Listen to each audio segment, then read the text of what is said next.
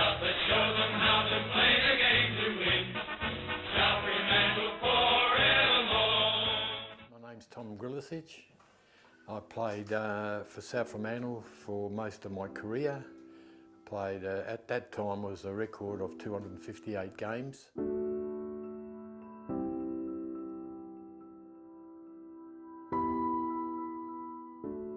I went to South Australia and played for Club Central Districts, and then I come back to Perth and played with South Fremantle for another, I think it was about another 10 years actually. I played till I was 36 years of age.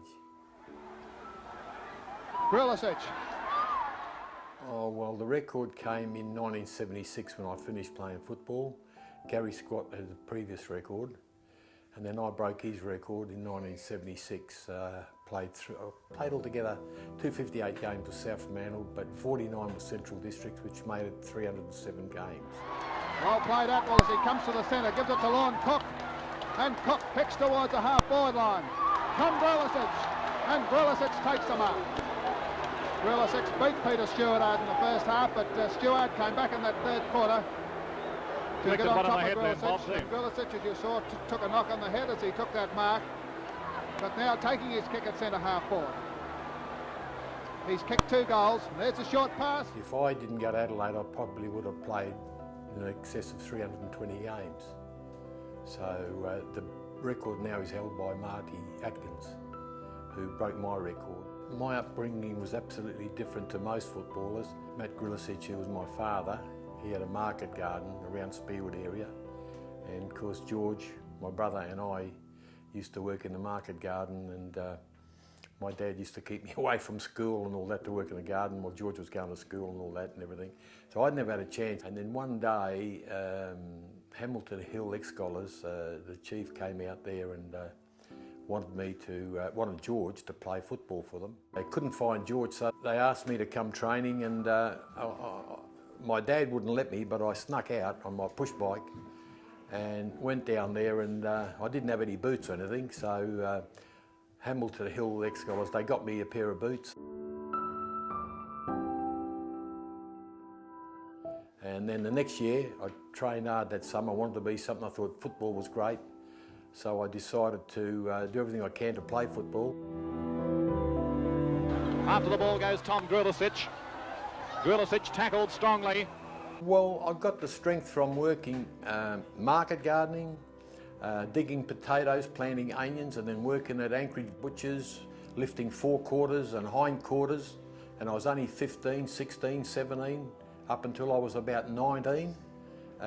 Doing all that hard work with a truck driver, driving around picking up all the market garden stuff and everything, taking it to the markets and all that type of thing.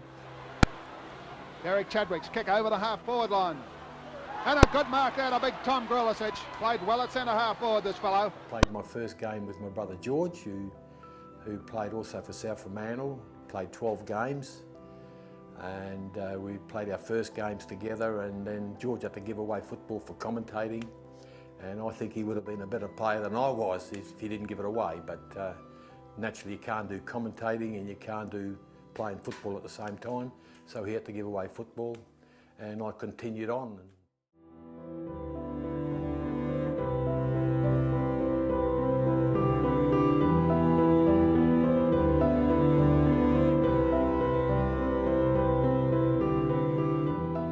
My dad was very angry because, you know, who's going to do all the work? And he thought if I play football, I'm going to get injured and then, you know, I won't be able to work. And that was a major situation. After playing 5 years with South Fremantle, which I did,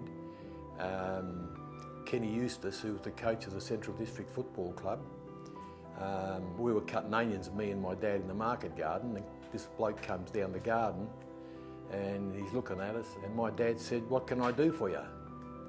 And because he introduced himself as Ken Eustace, the Central District Football Club. So yeah, he said, "So what do you want?" He said, "We're coming here for Tommy to play football for Central Districts." And Dad says, "You've got to be joking." He said, "No way." He said, "He's staying here." And we took him up the house for a cup of coffee and biscuits and one thing and another. And he was talking to Dad, and Dad's talking to him, and I'm just sitting there listening and all that. And Dad said, "No way, no way." So Ken said, okay, congratulated us and thanked us for the dinner and the coffee and all that. And then he went away. And I thought to myself, you know, during the next week, I thought, gee, that would be good to go away, you know, Kenny Eustace. What can I do? I got to improve my employment. That's the reason I wanted to go. I wanted to get a good job. And because of that, I rang Kenny about a week later. And I says, Kenny, I'm coming over. He said, are you really? I said, yes, I'm coming over on the next flight I can get. But then I had to get a clearance from South Fremantle. You think I could get a clearance? No way. 10 weeks, 10 games they kept me out of football, which was fair enough because they didn't want me to go.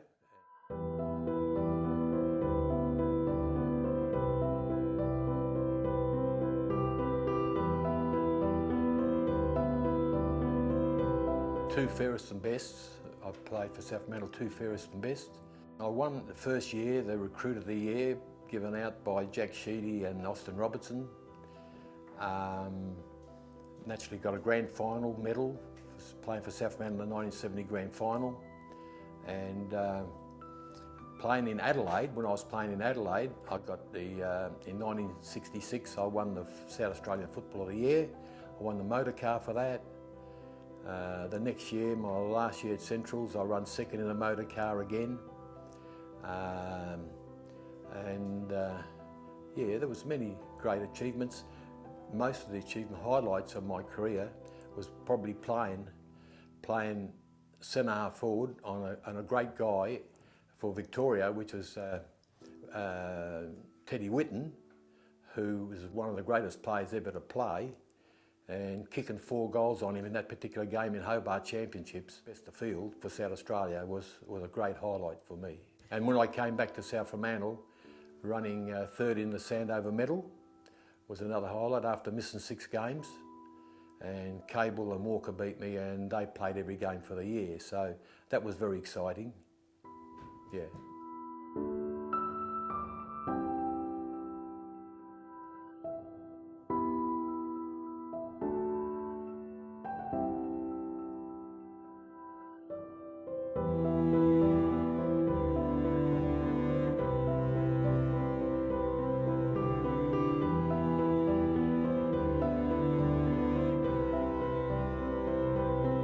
This is the Fairest and Best Award from South Fremantle in 1968. How proud are you of that? What does that mean to you? Very proud. To win the club's Fairest and Best is very important because it's a team game and you're judged on team performance. I've got 2 of those actually. This is the medal I got from the inaugural South Fremantle Hall of Fame that they did, and it was a great honour for me to have been selected in the inaugural side. Yeah, I've also selected in 2015 in the West Australian Football Hall of Fame, Sporting Hall of Fame. Yeah, it was 2015, and I was very proud of that because my brother George was selected in 2007, and to be in the same place as my brother George gave me great satisfaction. This is a West Australian jumper that when I was selected for South Fremantle, when I came back from Adelaide in 1968, and I was selected to play at centre half forward for Western Australia. A particular game I kicked 3 goals. I got amongst second best player on the ground, particularly that day. Hassa Mann got the best for Victoria, so it made me proud to wear this jumper. At that time, you know, the place was buzzing with supporters. You know, you'd come to South Fremantle here to Fremantle Oval to play football, and it's incredible to see the big crowds, you know, and it makes you lift to play football with big crowds. Playing initially with the South Fremantle Football Club to play with players like John Grljusich and Johnny Todd, you know, 2 great players. And for me to come down to South Fremantle and be playing with them and Johnny Colgan and Tony Parentich and Scrano Jenkins was one of my idols, but he didn't play then, he was finished. But playing with Bob Cassidy, you know, Bob Cassidy, Freddie Senior, Barry White, Colin Beard, Graham Riley, the Riley brothers, and then playing in the grand final with blokes like Clark from Victoria, Lenny Clark. Hassa Mann was a beauty, what a great man he was. Took us to a premiership in 1970. was absolutely tremendous. I mean, we finished last the year before in 1969, and then to take us up and get us into the finals and win a premiership in 1970 was testament to him, what a great coach he was, and how the players played and the players got behind him and gave them everything they could to win that premiership, and that was one of the highlights.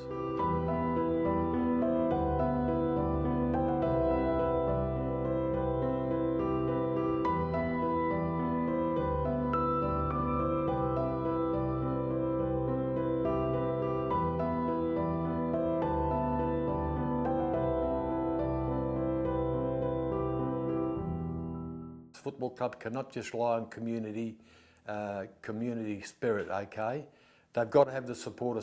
They've got to have the full support of sponsors to run the club to make it successful.